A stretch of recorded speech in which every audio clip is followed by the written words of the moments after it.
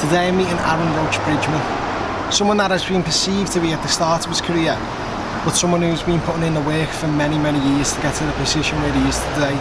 It's a very horrible cycle. The violence holds no boundaries. If people find themselves involved in this and find themselves picking up debts and stuff like that, then I've been told by the young people themselves that people can actually lose their lives, and there have been those instances that have happened as well. I think it's hard to draw a unifying reasoning for it, but it's by no mistake that, you know, with younger people being involved in this type of lifestyle and the younger deaths and murders that we're unfortunately seeing on the streets, that there is a link. But to say that it's unalterably linked or related, it's hard to say, because there are loads of different factors that can take place and have an effect. I've noticed in my experience in the work that I've done is that, you know, when a young person gets to a certain age, maybe like 14, the behavior that they've adopted and the kind of mentality that they've adopted, it tends to be something that's hard to change and shift. So really is trying to make parents understand by even seeing this kind of show, look, these are the kind of things to look out for, and pay attention and try to intercept before it's too late. Now successfully transitioning from music to film with the critically acclaimed Channel 5 documentary One Punch Killers and When Kids Kill. I'd like to find a little bit more about you from an earlier age and what led you to the path that you're on today. It's okay. Yeah, cool. When I was younger, a bit troubled, you know what I mean? I was a very angry young man. I had a lot of anger issues. The funniest thing about it is that when I used to speak to my friends about it in reflection and say, why would I be so angry, or why was I so angry? Like, I still can't really come to the conclusion as to why.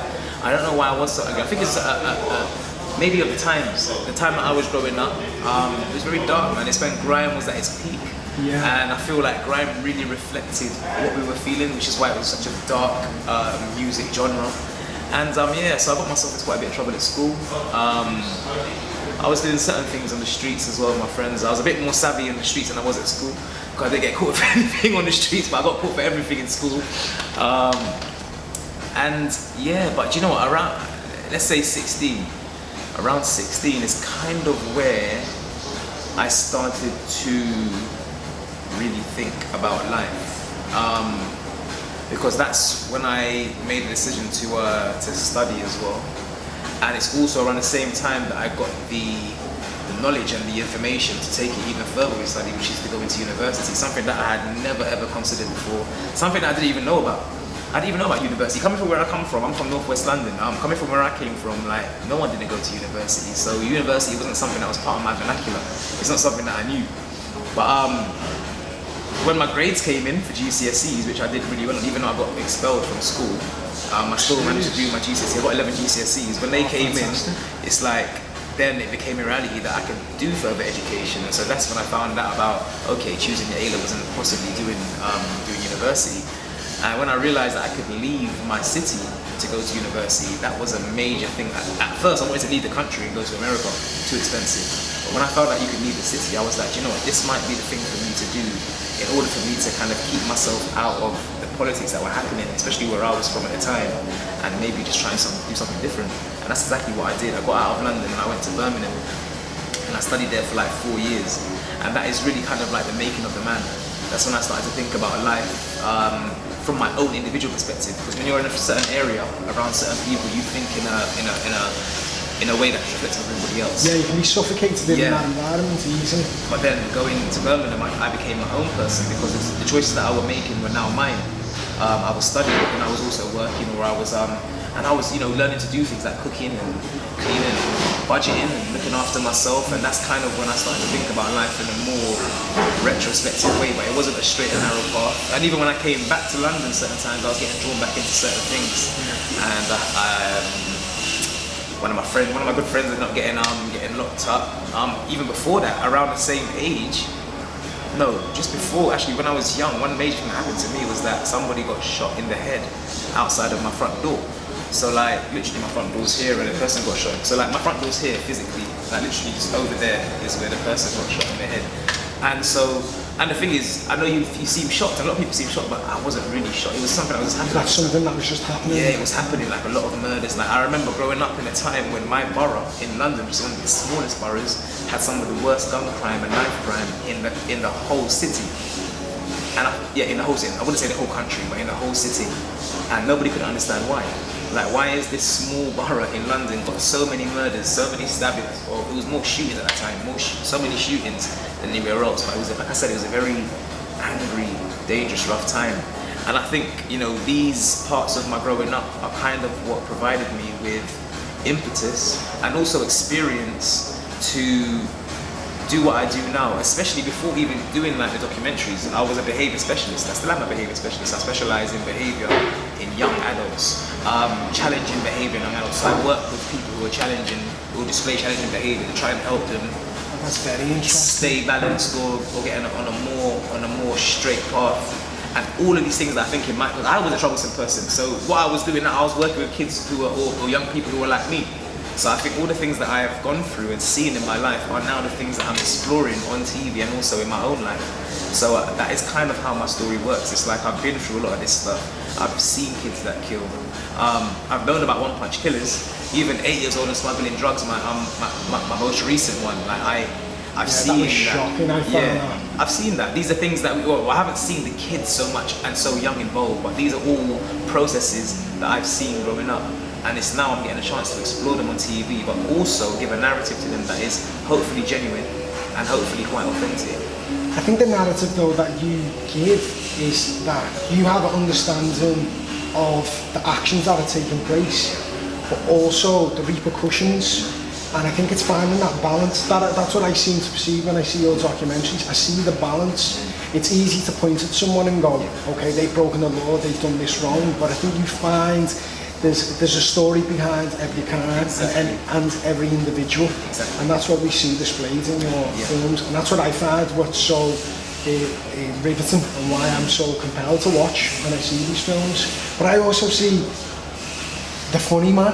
I've seen a few of your sketches online and your SBT interviews, your SBTV interviews, and it's a million miles away from like serious Aaron. Exactly, yeah. Do you find that difficult? Is that easy to switch off? Or is that just... Do you know what? It's had to be. Do you know what it is? Like, presenting for me, when I first came into it, I did what a lot of presenters are doing, and that's that they think they, you know, you can just show your personality. Just be bubbly, be funny, be yourself, have fun, and that's what you do. As I got more into the craft of presenting, I realized that a presenter needs to be adaptable. So I started getting like bookings and stuff for like doing certain types of more serious kind of mature events. And I realized I could still be funny, but I've got to learn to like be able to kind of tailor and almost not transform, but be multifaceted enough that I can deal with serious issues. But going into documentary was a whole new level of understanding. Because I was saying to somebody the other day, I was saying to them that, do you know what, I want to do some more different stuff as well. That's like what I've done when I'm coming up, because I feel like people don't even realize that I smile.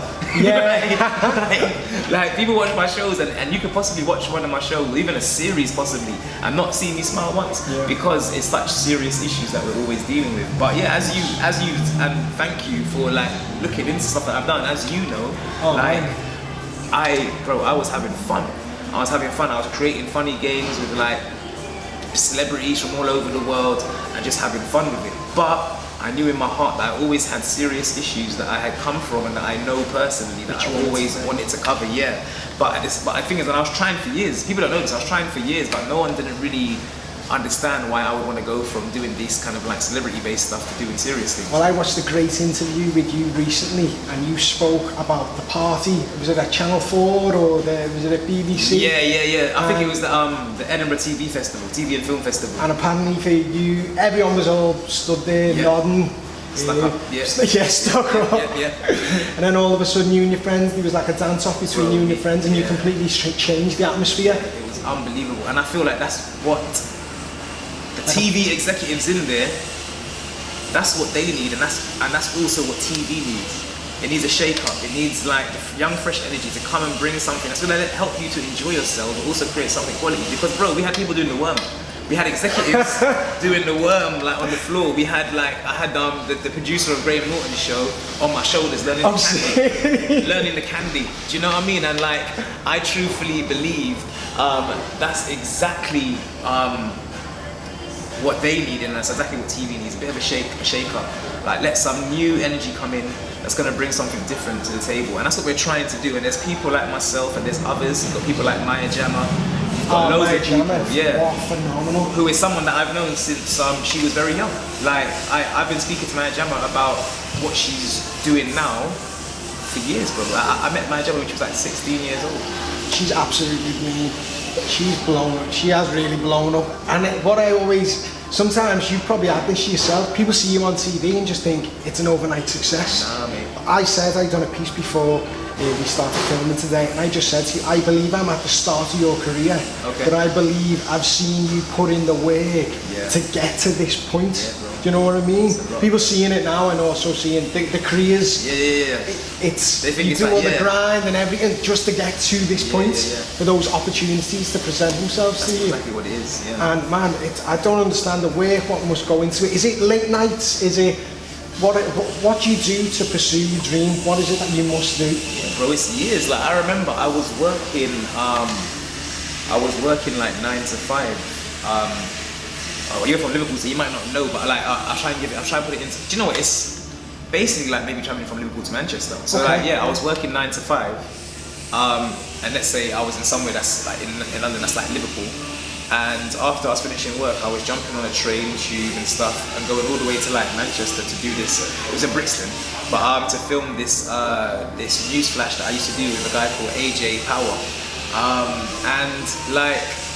That was, and then sometimes even after that, going on to do some like night events with this online magazine that I was working with, to go and film interviews or just to go and do like overviews of parties or events. And like, so I wasn't really having any sleep. Like, I was going to work, and then after work, if I had time, I'd have time to just quickly change and then go to these events, and sometimes hosting events as well. And also, not to mention that all of these things that I was doing, they weren't paid. So luckily I had my job where I could get paid, but then I was doing all this stuff after to try and work on my craft that wasn't paid. And then that's not to mention all the little initiatives and stuff that I tried to get involved with. I was involved with this thing called Roots and Roots, which is a European talent development program where we've got talents from all over Europe that come together. A lot in Liverpool as well, actually. Oh, serious? We've got a lot of talents in Liverpool that come as well as part of the program, but unfortunately in the UK, the funding in the arts is depleted, so the other European countries are still pretty much doing it, but over here we're pretty much depleted, which is a shame. A big conversation needs to be had about the UK's governmental funding for the arts, but that's another conversation altogether. And the Roots and Roots thing, I did Media Trust. I did some stuff with the Media Trust. I wrote for online magazines that before stepping up and presenting for them, because I didn't want to be a presenter. I wanted to be a journalist. But somebody kind of forced me into presenting, and then that kind of happened. Hosting open mic nights, hosting poetry events. I used to perform poetry I've seen comedy shows. Pieces. I've seen a few of your pieces online. That's another thing as well. I've seen a piece, I think it's called I'm the Black Man. Being the Black Man. Being a Black Man, sorry. And I was watching that, must have been, I think it was 2016. And I seen that piece, and I'd never seen anyone speak that fluently and like effortlessly, like the flow. That's something which I've never been, I can't comprehend. So what was it for you what intrigued you about poetry? What was it that got you into poetry or spoken word? Growing up, I used to MC, I used to rap, and when I got involved in Roots and Roots, they said to me, basically Roots and Roots is a program that makes you look into yourself. And so I've gone there and I told them I do written poetry, because I did written poetry from a young age, but I used to hide it. I never used to tell anybody that I did written poetry because it wasn't cool. And I got inspired at school, actually. I did English Lit, and a poet called Caroline Duffy, who was the poet laureate for the UK. She's a Scottish lady. Like, the way that she wrote her poetry just resonated with me. This resonated. So like, in terms of when I started writing, it was very much inspired directly by her type of poetry. But how I write my written poetry is very high English. So I write in a way that maybe you would, a lot of people when they read my poetry, especially back in the day, they were like, so who wrote this? And I told them it was me. Couldn't connect it with They couldn't you. connect it with me, and that's all right. But that's kind of what I wanted, because I think the point of me writing poetry was to show that you can be from where I'm from and still write high English poetry and still understand the beauty of English literature. But no one knew that. That was a secret. So, boom, I've gone to Roots and Roots, and they've said to me, right, so you write poetry, you rap, or you use the MC. Why don't you combine the both and do spoken word? And I was like, nah, because in my mind, spoken word was corny. Like, I remember thinking that spoken word was like, you know, as we enter this room, and I think about you.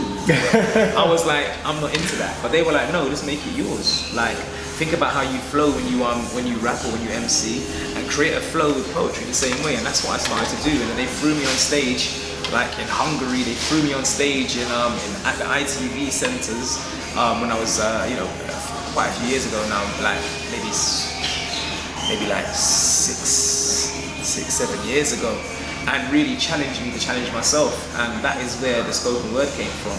I did a one-man show as well, where I did like a whole night of spoken word, and that was just around the time that I had won SDTV, but nobody knew I was going to be even winning that competition. So the show was organised before that, and so the show ended up being like more of a display of me. But the funniest thing is that I've never carried on. Like once I got involved in presenting, I just really pushed with this because I really wanted to develop. I wanted to develop and become better. So instead of maybe doing more poetry shows or showing more of my poetry finesse, I haven't. Only people that know have clocked little things that I've released. Even that poem that you've seen, Being a Black Man, Being a Black Man, that was done for Lives Not Knives, who are a charity that I worked with for years as a mentor. And I released that poem years after I did it, because I felt like I can't release this. I can't put this on my channel and make it public, because people are not going to understand it, and it's going to make me look like some militant black man. But I don't mind that. I don't mind it because it's just passion. But I feel like in this industry, people always perceive things incorrectly, bro.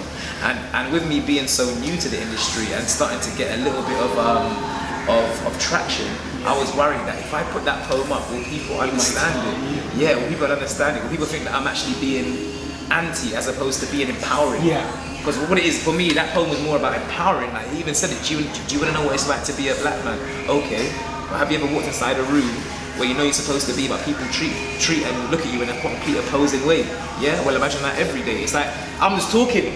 You know what I mean? I'm just like, do you even know what it's like to be a black man? Well, boy, have you imagined coming into a room where you know you're supposed to be, but people treat and look at you in an opposing way? Well, imagine that every day. That's exactly what it was. I could have stopped there, because that's exactly what it is to be a black man, but I wanted to go into further detail and give a little bit of historical context and also personal context to it, and also hopefully to empower, because you know, like, they asked me to do that. They were like, Aaron, could you write a poem about what it's like to be a black man? I'm like, bloody hell. Wow, that's such a, to come to someone with that idea for one, but also for you to go away. And did you have to really think about that, or was that something which you had the idea already, or you had something to say already? Do you know what it is? It was hard, man, and like weirdly enough, a lot of my spoken word poetry, it starts off, well, the proper, because I had a few ideas before that didn't make it, but the good ideas always tend to start off in the shower. Okay. No, bro. I was in the shower and I was like, being a black man. I was like, do you want to know what it's like to be a black man? Okay. And I was like, boom, that's it. It's like, look, Aaron, I'm talking to people. This poem is me talking to people, and it could be a person who is black, or it could be a person who is not black, and that's exactly what the poem is. That's why it said, foreign feet on lacerated land. Sorry, me, an exaggerated plan. We thought you wanted us here. No sob stories, so you won't see me shed a tear. I'm just recapping history, but they want him hushed. Him being me being us. Breeze blowing, it's been the same treatment since the wind rushed. You understand? It's like, boom. Yeah, it's like, you know what I mean? It's like, that's exactly what it is. Like, we were foreign feet on lacerated land, and the land was lacerated because of the war. And we thought that people wanted us in because we were always told that we were part of Britain, being from the Caribbean. Yes. Yeah? And so, foreign feet, lacerated land, sorry, me, an exaggerated plan. Because when they got here, they were like, oh, because we thought you wanted us here. But when Caribbean people were brought here in Windrush, they were faced with racism and prejudice. Yeah, you know, because Liverpool is very. I've been to the Slavery Museum in Liverpool. Yeah. Like I went to Liverpool for my birthday for a boozy weekend, like when I was younger. But I told the boys in the morning, oh look, the Slavery Museum is here. Let's stop by. And they were like, oh why? They didn't want to. I went in by myself. They quite shocking. stayed in the car and smoked spliffs. But I knew that it was very important for me to go to that museum. Like my mind has really been starting to open up for a good few years, but people just wouldn't know just how deep my mind goes when it comes to certain things. Because, like I said, sometimes you've got a bit like how, because Carla's always had the knowledge that he's got. Oh man. Yeah, he's always had it. But then there came a time when it was time to start releasing it, and I think Yeah, you know definitely. when it's time. And I feel like when I get myself into the right position, into the right situations, in the right talking environments, then the true depth of what I think and how deep my feelings will come to the forefront. Yeah. I think though you're still doing great. What you're doing now, people are elevating towards that, Yeah. and I think you're empowering young people now who are out there who are trying to. Who are out there trying to make it. Like there's all these DIY artists for say God, fashion, music. There seems to be. I don't know if it's. I believe it's this generation.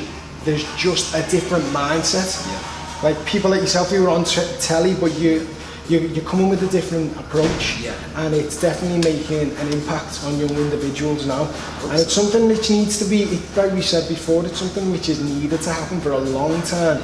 And I'm just like that. I'm always waiting to see what's going to come next. Yeah, no, do you know what? And me too, bro. Like, and me too. Like sometimes, and I'll be honest, like, you know, we speak about the journeys to try and give people an idea about what to expect. And I'll be honest with you, and I'll be honest with anybody that's watching, is that this journey is not easy, bro. Like even when you start to get to where I am now, it's still not easy because you put in so much work. Like you can put in like 6 years work for you to only get the opportunity on your 7th year, your first opportunity on your 7th year. A lot of people do not have the ability or even maybe the patience to work that hard for so long without any reward. And that's what it is. And I always tell people this is how I describe how my journey's been. It's like, you know, they always say there's a light at the end of the tunnel. Well, my journey really has been a completely blacked out dark tunnel. And I've literally just kept on, like, sometimes it feels like, you know, like how if you have a bad dream, you're running, you can't see where you're running to. That's what the journey's been like. I've been inside this tunnel and it's been blind, but I've had to have blind faith that there is a light if I keep going. And that's the hardest thing is. The hardest thing in this journey is that to have to almost put imagined hope or belief that something awaits you. Because for a long time it feels like there's nothing. It feels like you're completely running blind. And I say that, I did the SBTV stuff and I still do it, that's my family for life. Yeah. But I knew that I wanted to be on TV, to get onto TV, because I knew that that was the way that I could get a larger audience, and especially with the kind of ideas and interests that I had in terms of what I wanted to bring to the forefront, I knew that would be the best place to do it. Because now people like yourself are realizing that and saying, wow, like the shows that you're doing really hit home. And that was the whole point. I wanted people nationally like to be able to hopefully even be drawn to certain issues that are affecting our communities and our societies. And by me being a more relatable voice, because you know I'm visibly black, you can hear in what I elaborate on in terms of my own story. But it's not just that. It's about the passion I have for each of these issues. Definitely. Like, I had a meeting the other day and I was saying, yeah, like When Kids Kill, we just had another series. It's coming out in maybe July, August. Yeah. And I was saying that, yeah, it's amazing that we've done another series. It's a really good series. But I was like, I wish we didn't have the stories to do another series. And that's where I'm conflicted. It's like When Kids Kill is an amazing series. It goes through amazing journeys and also looks at ways to stop these things happening. But I wish I didn't have any more stories to do. And even since we've done this series, this in London alone, there's 65 stories. It could be 67. I think there's been 67. Well, I can't remember. I think it's around 65, 67 like different murders that happened in London already this year. So it's like, I want there to be less stories. I want there to be an ability to not do When Kids Kill. So maybe we can do When Kids Succeed. Yeah. But unfortunately, the situation is that, you know, kids are still killing. But the thing is, with the series, it's not all about just street stuff. Even this series, I think there's only maybe one episode that deals with street-oriented stuff. The rest of it is literally just the way that our kids nowadays are just becoming so remorseless and also losing their heads so easy and taking the worst possible option. Yeah. Like it's unbelievable, bro. Like sometimes I go over these stories and I'm like, I just don't understand how this has happened. And then when I have to go to the place where it did happen, I was in Manchester actually in one of them. I was in Manchester for about a week. When I went to the places and stood where, you know, where a young man took his last breaths, it's like, bro, it just feels wrong, man. And you can feel the pain. You can feel pain, and I don't even know him, but I could feel pain. It's like I'm standing by a lamppost where a young man took his last breath before he died, and over what? Yeah.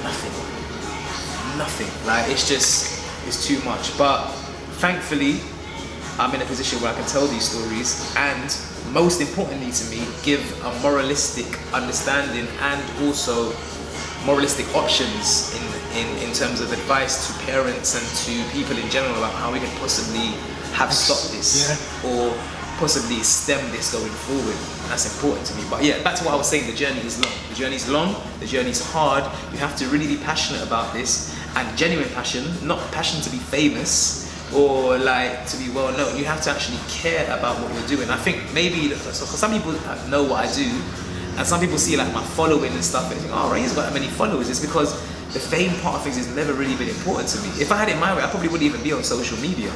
Like, what's been important to me was getting good at what I do initially, which is understanding the craft of presenting.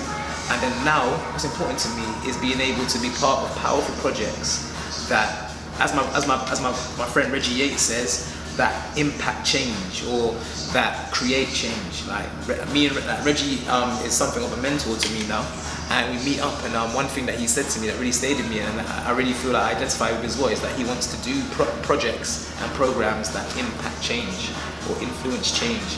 And that is very important because we've got a platform, and that's what we should be doing. We should be trying to impact change, because we all know that the media, if it brings something to light, people take notice. We see it over and over again. People sometimes use those platforms, like you said, for the fame side. It gets conflicted. Yeah. Like someone like you just said, mentioned there, Reggie Yates, fantastic career in radio, but I can see he's probably come into contact with the fame side, and it's so easy to get lost down that path. And then the platform that you have, where you have the opportunity to actually connect with people, it gets lost in the likes and the videos and all the stuff which doesn't really matter. It's all about... Because even me myself, if I don't get a certain amount of likes, I'm like, what's happening? What's going on? And then, you know, we're all guilty of it, don't we? But the one thing for me is, like, I noticed that when I post things up of like what I think is more importance, like it doesn't get as many likes, but I post up something about I don't know, me with a celebrity or something, the likes start flooding in. But I'm like, yo, so my whole journey is, how can I take what happens here in terms of the obsession with celebrity, like J. Cole said as well, and how can I use that to kind of direction them over here and learn some real shit? Do you know what I mean? I swear, sorry if I'm swearing. Yeah, so and that's been my, and I realized that from the very start, in terms of before I did SBTV, I came out of university and I realized some of the young ones that I used to look after, a couple of them are in jail. Like 2 of them had like a gun in our school, like getting chased by the police into a park with a gun. I'm like, yo, I started to notice that the kids were, the generation underneath me were exponentially different to what we were. Like they were becoming much more wild. So I was like, I need to get into schools. Started contacting the schools. I want to come into the school and just do a talk with like young people and blah blah blah. Everyone was like, why should we have you? You know, like what's, you know what I mean? No one really cared. So I was like, cool. When I did SBTV, I realized doors opened. Because what I realized is, by me being on that Channel 4 show, winning the competition, by me now being on SBTV, the biggest platform in the UK, I now had a relevance. So straight away I was like, I'm going to use that to get into the schools and do talks and trying to influence kids in the right way. That was, I realized that straight away. And so my journey since then has been always the same. And now what I'm on a journey to do now is that hopefully now that I'm on TV and hopefully this journey continues successfully, I want to use that now to make a school, bro. Like one thing that I want to do is make a school that's dedicated to behavior. And I want to work intensively, therapeutically, rehabilitatively with young kids who like myself and who like the kids that I worked with before TV to help them reform their behavior.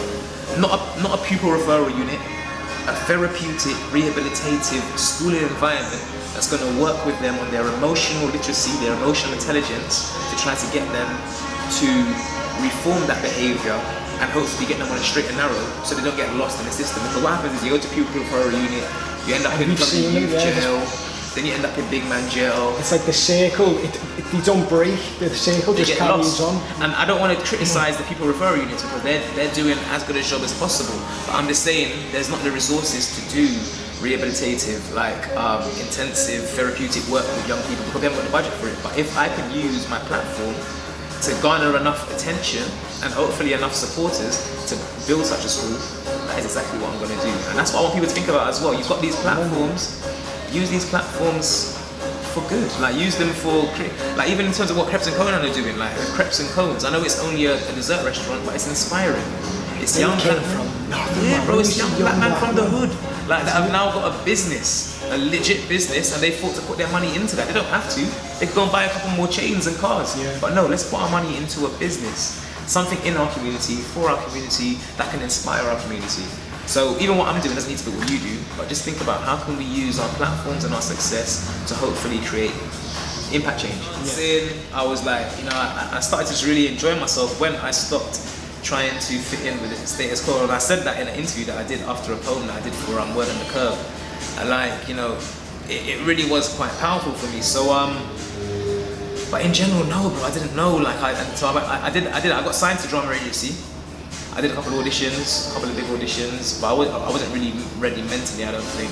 I was still in transitional period. Went to university and my agent was like, it's going to make it very hard for us to represent you now because you're living in another city. Like with how acting works is you get a phone call saying, yeah, tomorrow we'll be in central London at 4 p.m. If I'm in Birmingham, I can't do that so easily. Was that a bit of a blow to you at all? Or? Yeah, it was massive because I felt like I was on the cusp. I felt like I was on the cusp of being able to do something. Like I was very deep with my acting, very deep. Like I was what you would call a method actor. Oh, serious? Yeah, I was a method actor. I was very deep with it. In fact, when I was in Birmingham, I did a play called The Colour of Justice based on Stephen Lawrence's murder. And I played his best friend, Dwayne Brooks. Oh, serious? And the role that I played wasn't supposed to be a role. It was supposed to be a role that was a statement that was read out. But when they saw my audition, they said it was so powerful, they wanted me to perform it. Bro, the statement was like about 4 pages long. So I had to learn this monologue was about 4 pages long.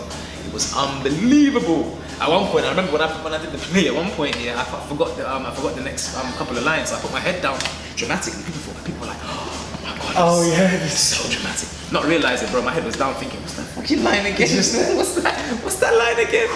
But yeah, man, like, must have been an honor, that though. Bro, no, it was powerful. But then still, once again, where was my life going? I didn't know. All I knew is that I started to get to the point where I realized, because I changed courses and I started doing a course that was more media based. And when I got to that, I started to realize, you know what, I would like to be a journalist or do something within media.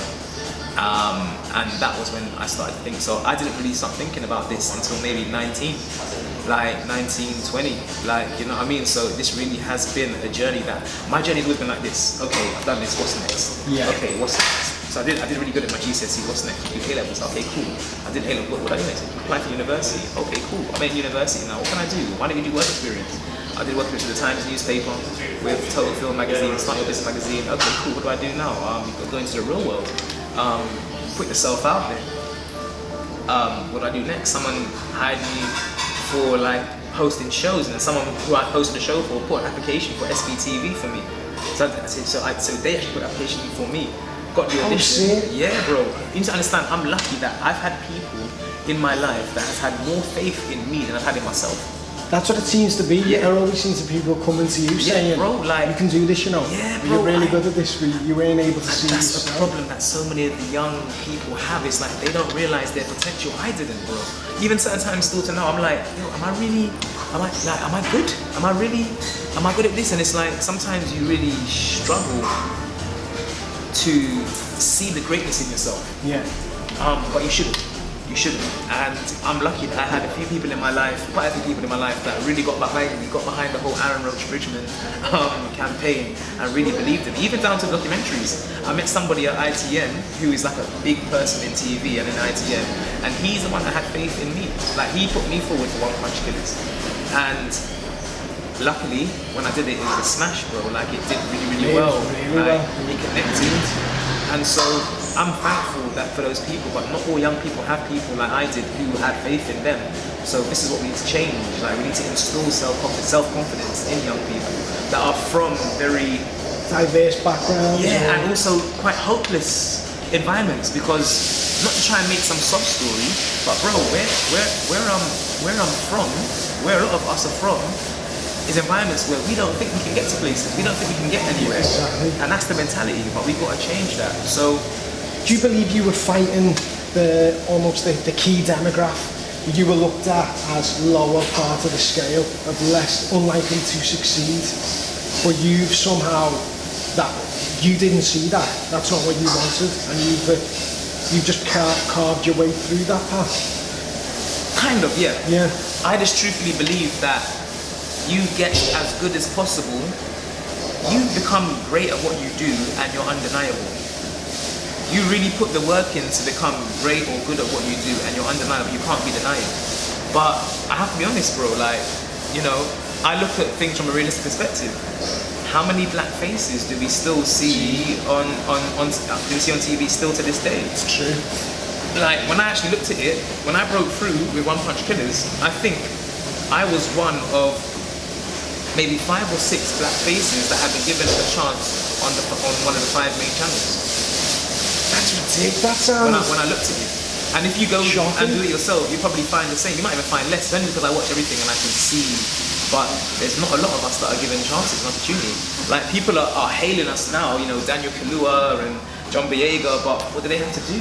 Yeah. They had to go over there to America to get those opportunities, and now you hail us up. It's like Flowetry. Flowetry will remain, you know Flowetry, because Yeah. Marsha's from Liverpool. Yeah. They were amazing before, but we didn't start appreciating them here until they went over there and gained success. It's not. No, let me not say that. I don't want to say that. It's very hard for us over here to even touch the glass ceiling, let alone penetrate through it, and that's another problem. And so that's also why I was I was like, how far am I going to get? When I got into TV, like, I didn't realize the enormity until I sat down and thought about it, and I'm like, do you know what, Aaron, this is massive. To be given a chance now, I've done One Punch Killers. Yeah. I've done Vigilante Bridge Street Justice. Yeah, seen that. I've done When Kids Kill. I've done 8 Years Old and Smuggling Drugs. I've got another one coming called Cyber Criminals. And then I've got another series of When Kids Kill coming out. That's like 6 productions on mainstream TV. I'm extremely lucky. People might say, oh no, but you deserve it. No, but I'm lucky, bro. Like, to be given these opportunities, I'm extremely grateful and humbled by it. But I also realize that my journey is one that I may not get accolades and loads of like credit and commendation for what I've done. I've realized that the credit and commendation may come after, because what I'm realizing is that my journey is not about me. It's not about me. My journey is not about me. My journey is going to now be that I was one of the first to do it. So the door was like this. Like, I did the stats to it a little bit. So what's going to happen is that those that come after me now have got a bit of an easier gap to get through. And I realized that my journey is not about me, it's about what I do in terms of creating a foundation for who comes next. God, that's very profound, man, saying that. But that's how I see it. That's brilliant the way you see that, and it makes sense. I mean, what you're saying now, it's something which is needed to happen. It's a shame that you're the first in the way, and one of the first who are doing that now. But it is something which needs to happen. Yeah, man, it's gonna happen. Like, it is. And I pick up all the people that came before us, man. People like Reggie, even people like Ainsley Harriott. Ainsley Harriott, he was one of the top chefs on television. No one's seen that. Lenny Henry. Otis, Melvin O'Doon, even Oreo. Oh my God, yeah. Like, you know, even Andy Peters. When I was a kid, I was thinking the other day, I was like, Andy Peters. You know, the people you used to see growing up. I used to watch Reggie Yates growing up, and there was no one like that for me at home, where I come from. There was no one who Reggie's the closest that we had to us as well. Yeah. Reggie's the closest that we had to us. Like, he's someone that still looks like us, still relatable to us. Oh, definitely. But I feel like I'm part of the new younger generation who are, I guess, even more relatable, because, you know, like, my journey has been a late one, a late, long one. Like, so I've still been in and amongst the environments that I'm even talking about and exploring. up until the other day, I'm still in those environments. I still go to the hood. I'm in the hood.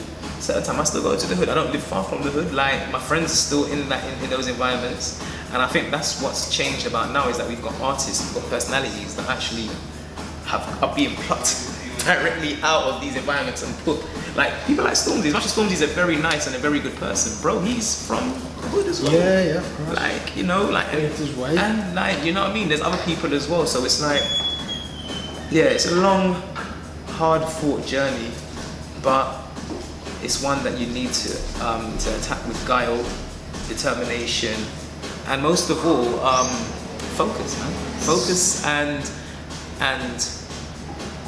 Focus and real passion. Like, find what you're really passionate about and delve into it and move with it as a concept. Like, so if you're really passionate about music, it's a much more saturated industry and perspective to be from in terms of this industry, but delve into it. Delve into what specifically type of music you know about, or you're good at, or you're passionate about, and run with it, man. It doesn't matter what it is. You could be an Oriental food expert. Run with it and to make it yours. But just be prepared for a lot of struggle. A lot of struggle. Most of my journey has been struggle. Like, even times that people thought that things were flying, like I was interviewing celebrities, but I was still going home to struggle. I was still struggling to put together money to maybe, yeah, bro. Like, most of this journey is struggle, but it's one of the most beautiful things in the world when you can do what you love or what you enjoy for a career and occupation. When you can get paid for doing something that you would do anyway. It's one of the most beautiful things. But don't focus on the pay, focus on your passion and push with it, because it is one of the most beautiful things when you get there. But do not have rose-tinted glasses thinking it's going to be some amazingly flowery journey. It's not. It's hard work, but I don't mind. I love hard work, and there's still a lot more hard work to do. And hopefully, I can help create a path for those that come next. That it's a lot easier for them than it was for me. I won't keep you too much longer, but I just want to ask you one question.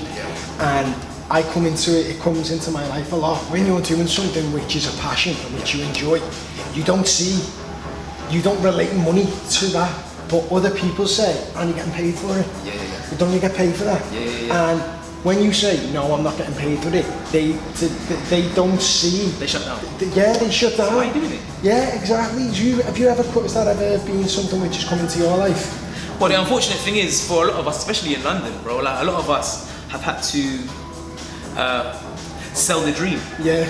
So we make out like things are great. Like, I've had to put on so many unauthentic smiles throughout my career, which is why I understand why there's so much depression in this industry. Like, it's depressing because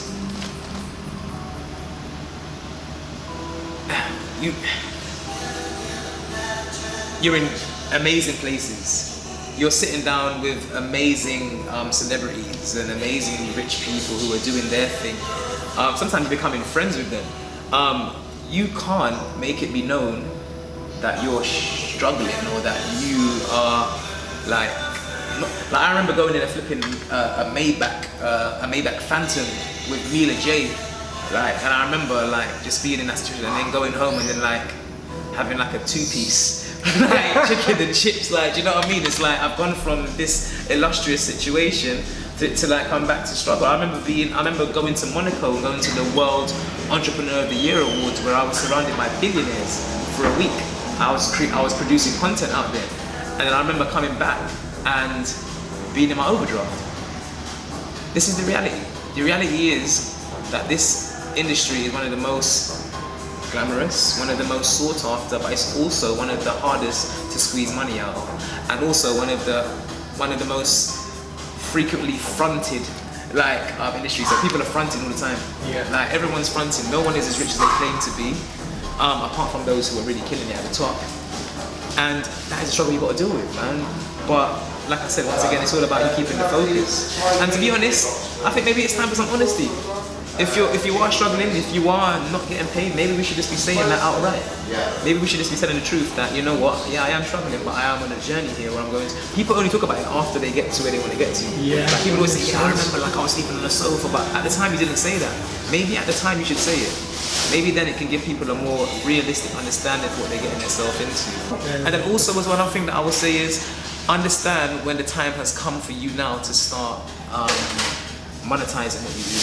Understand when you've reached the point that you realize, okay, I've done this now. Maybe it's time for me now to start actually having these conversations. I wouldn't say demanding money, but having these conversations about getting paid. Because I think, you know, we all get to a stage when we've done enough and that we're skilled enough to now actually start saying, well, do you know what? You haven't got to pay me some big budget stuff, but I think it's time that I start getting paid for my skill. So it's a combination of both honesty and also honesty enough to know when it's time for you to start monetizing what you do. But yeah, I hate to be gloomy, but it is hard, man. It's the hardest industry to penetrate. But once you get there, it's a beautiful feeling to know that, you know, the hard work has paid off. But just make sure the passion is what leads you, as opposed to chasing fame or girls or chains. Passion will carry you. Passion and skill will carry you through. Oh man, you know what? I want to thank you very much for your time. It's cool, brother. Thanks for being honest and just man, it's cool. saying.